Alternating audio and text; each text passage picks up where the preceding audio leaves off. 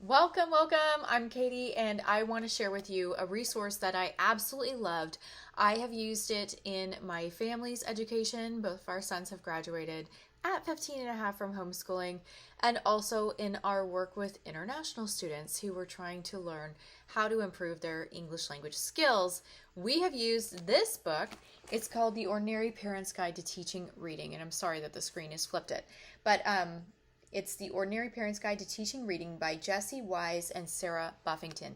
This is your go-to device if you have never heard of or you don't remember how you learned to read, you don't know how to teach reading.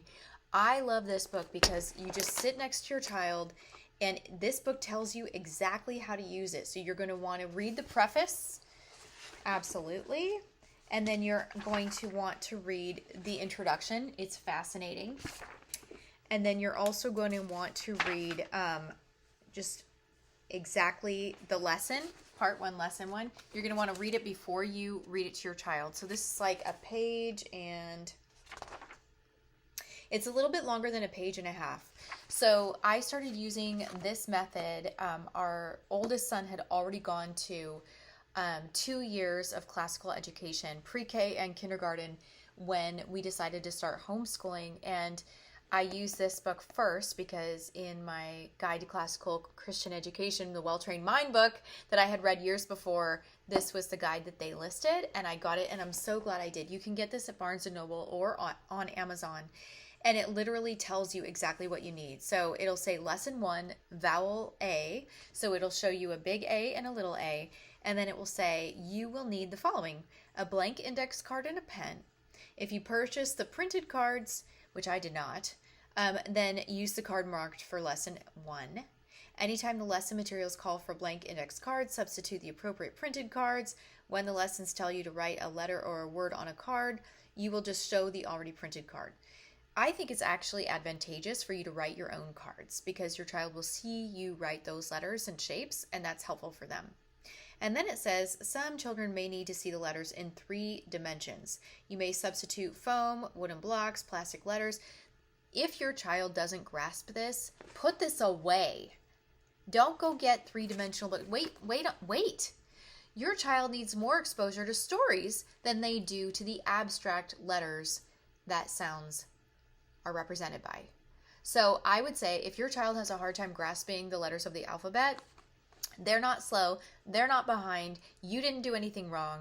It's a human development issue, okay? And your children will get there eventually if you're reading to them. This means audiobooks, this means stories, and this is where I do a shameless plug for Carol Joy Seid. Carol Joy Seid, spelled S-E-I-D, was my homeschooling mentor, and you need to get her seminars, Seminar 1 and Seminar 2. Seminar 1 is called A Literature based approach to homeschooling, and you're going to want to get that.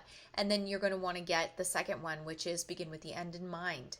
You need these seminars in your life because without them, you can't get Carol's book lists. And you need her book lists. One of her book lists is How to Make Your Child a Lover of Books. This book list, oh my gosh, I wish I had had this when our kids were born. I wouldn't have messed with anything to do with classical education. That gave me a nightmare and anxiety and kept me up all night trying to plan. Like, forget it. Don't do that. I don't want you to quit homeschooling. I want you to thrive in homeschooling like I did and like our sons did.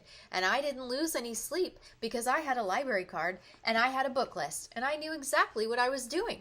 If you want to know exactly what to do, then you need to get Carol's seminars, and then you need to give me a call and say, Katie, help me get started. Help me plan this out.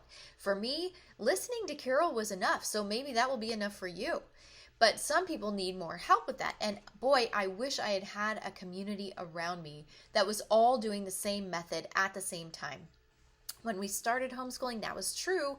Everybody at our church was doing a literature approach. And then the next year, I got a job opportunity where my kids could come to school with me. So we did that for a while. And then we ended up moving so that I could go back to homeschooling. And it was no looking back after that. We absolutely loved homeschooling, and our sons graduated early. And they are thriving in their areas of study. It's amazing. Actually, they've asked me not to talk about them on my YouTube channel. Privacy, please, mother. Okay, so they're 19 and 21 now. They're almost 20 and 22. So at some point, maybe they'll come back around and say, yeah, you can talk all about it. But for now, I want to respect what they asked me to do. But I'm just telling you, you want your children to love Jesus, you want them to love reading. If you get those two things right, your kids will always be able to learn the skills that they need to make money, to build relationships, and to serve the Lord. If you have any other questions, let me know. God bless you, and I hope you have a great day. Go get this copy. If you are like floundering, don't flounder. You're going to be okay. Read your child good books, and when they beg you to learn to read, that's when you get this, okay? That's when you get this, and not before. Let your children beg you to learn to read. Oh, you don't believe me? Okay, one more recommendation. Get Dr. Raymond Moore's book, Better Late Than Early. I would not recommend the Kindle version because I'm seeing that a lot of older books that go into Kindle are edited. Don't get the edited Kindle version. Get an old version. They're going to be expensive. It's worth the money. Get it on your shelf.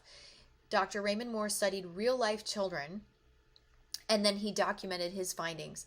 And what he found was when it comes to math and reading and writing, all of things are better. Those things are better later. The closer you get to puberty, the earlier those things are going to be.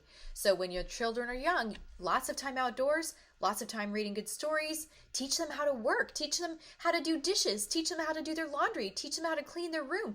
Teach them how to have morning habits and evening habits.